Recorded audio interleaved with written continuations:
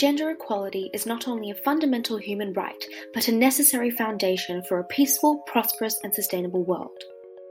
Finally, after 11 years, we have accomplished our Sustainable Development Goal to achieve equal pay for work of equal value by 2030.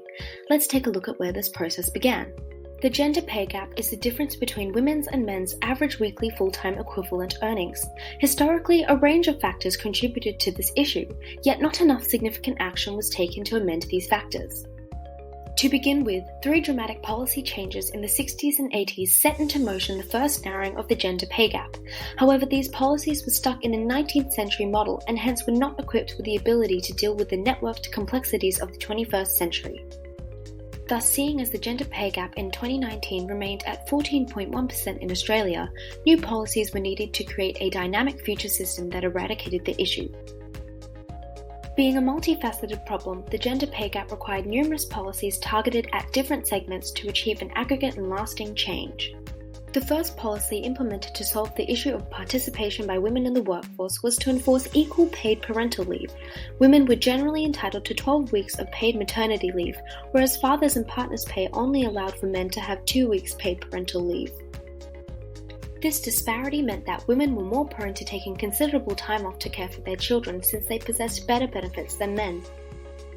By offering the opportunity for equal parental leave benefits, this policy combated the lack of workplace flexibility to accommodate childcare and other responsibilities. Typically, female-dominated industries and jobs attracted lower wages. The controversial approach we took to combat this was implementing transparency in salaries. Companies were forced to make data about salaries public by gender and role.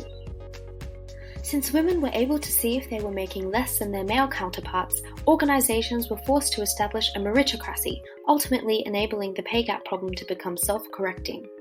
Since women generally spend greater time out of the workforce, there is a considerable impact on their career progression and opportunities available to them. Moreover, studies showed that women were not as assertive as men in asking for promotions or pay increases. The new policy implemented to combat this required large companies with an employee base of over 100 people to establish a mentoring and career development program. Women were taught how to reconcile maternity and work and received training to develop skills that improved their assertiveness and market access. Since the implementation of the new policies, we have been able to achieve a harmonious world where the gender pay gap is no longer present. It was crucial to achieve equality in wages between men and women in order to generate effective societal transformation and progression. Our society could not have afforded to ignore the skills, ideas, and perspectives of half of humanity any longer.